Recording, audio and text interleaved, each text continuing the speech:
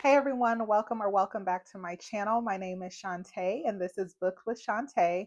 Today I'm going to be discussing a few romance books that I've recently added to my TBR. So let's go ahead and get into it.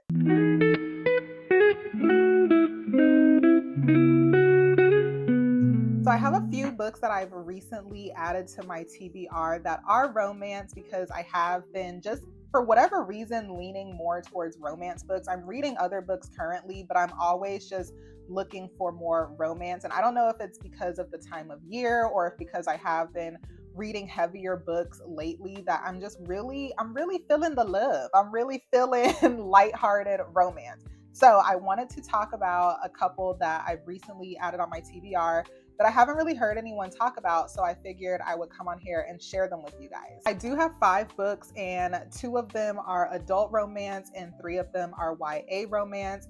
I have found that I actually really enjoy YA romance. I think it's because it's like the innocence of it all, but still a lot of these YA romances do discuss kind of heavier topics or topics that do come up when we are in that high school age, maybe college age. So I do just really enjoy reading about those as well, but I am going to start with the 2 adult romances. So the first book that I have here is Love Delayed by Anna Black, and this is a contemporary romance novel about former college sweethearts Zamora and Marcus, who reunite by chance at a canceled flight in Las Vegas 10 years after a painful breakup, forcing them to confront their lingering feelings and what could have been. So this sounds really interesting in terms of it being a little bit more, I don't want to say mature. I guess they are mature because if they were college sweethearts and this is 10 years later, they've got to be like in their 30s. So they're a little bit older, and they had, it sounds like, kind of a committed relationship, and then just by chance running into each other when their flights are canceled, and then reconnecting, discussing things of the past. That sounds really interesting because it sounds like, something kind of realistic if we ran into somebody that we were dealing with years ago, and then you just start kind of catching up on life. I know sometimes like the forced proximity can come off a little awkward. I actually not just finished, but I read a couple of weeks ago a book that dealt with a little bit of forced proximity, and I actually enjoyed it. So I'm hoping I'll enjoy this one as well. The next book I have is The Nature of Love by Toni Shiloh. And this is a Christian contemporary romance novel about Dr. Erica Kennedy, a 41-year-old surgeon who finds love and healing after becoming the guardian of her nieces with the help of wildlife conservationist Christian Gamble. The story explores themes of grief, faith, and finding love later in life, featuring a friends to lovers trope and a happily ever ending. This sounds really good. I actually didn't know this was a Christian contemporary romance novel, so I like that side too. I do want to start reading more like Christian romance, just because, I feel like those kind of romances will also come with a little bit of a message within them. So that is something that I'm interested in leaning more into as well. So I really think I'm gonna like this. And I do like the idea that the main character is older. So we have that exploring love later in life. So, she probably will have gone through things. It says dealing with grief, faith, finding love later in life. So I feel like there will be a good message in here as well. And then just the idea that, she's a surgeon and then she falls in love with a wildlife conservationist. So that's a different type of storyline than I've seen before. And it seems like this romance will really have purpose to it. So I'm excited to check this one out for sure. So getting into the YA romances, the first book I have is Excuse Me While I Ugly Cry by Joya Goffney.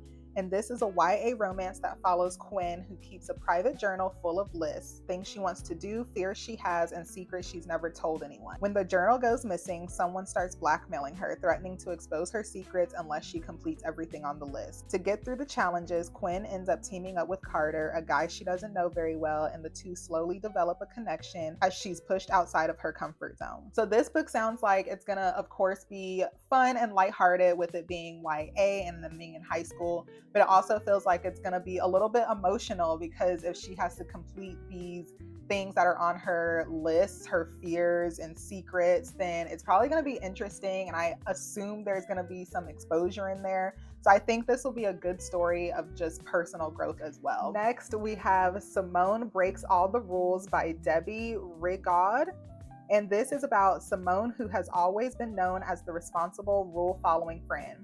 But when she decides she wants to experience life differently, she creates a list of rules she plans to break before graduation.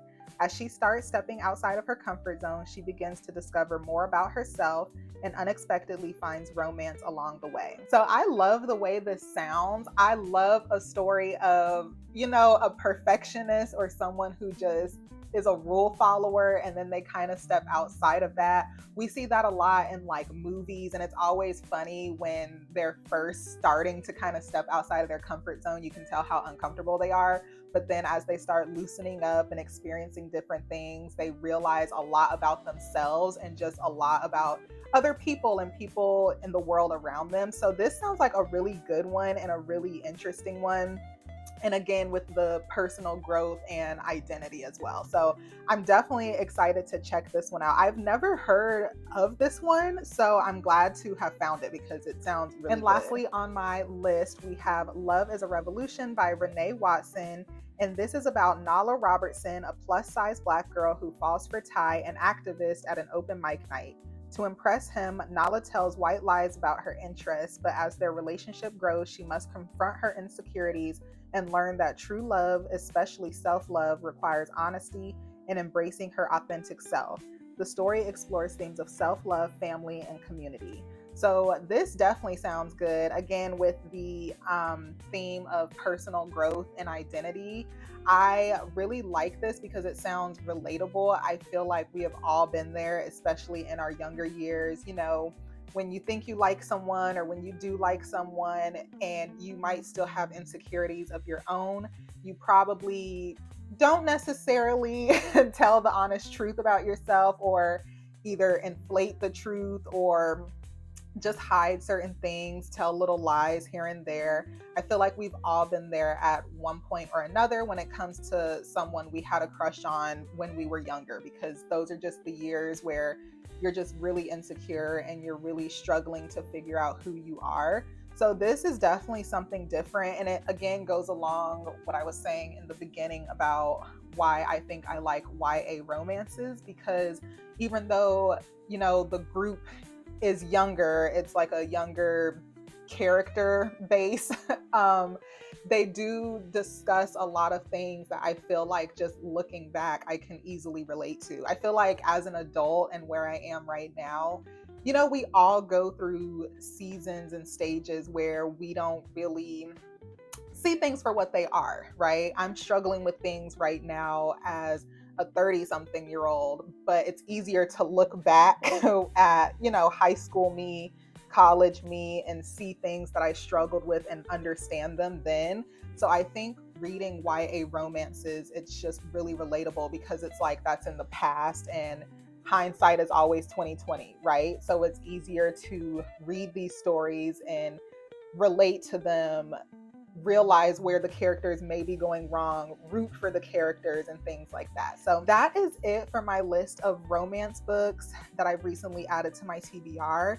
If you guys have read any of these books, let me know your thoughts in the comments down below. Again, the only one on this list that I actually heard of prior was Excuse Me While I Ugly Cry. So I haven't heard any reviews. I went on Goodreads, and the only one that had a lower rating that kind of worried me a little bit was Love Delayed. I think it had like 3 stars total, or like 3.5 stars average. So that worries me a little bit, but the storyline sounds really good, and I've learned that my taste can sometimes be a little different than the norm. But all of these other ones I believe had pretty good ratings, but I didn't read any reviews, and the only synopsis I read, or the only synopsis of them that I read, was what I read just now. So if you guys have read any of these, let me know your thoughts in the comments below.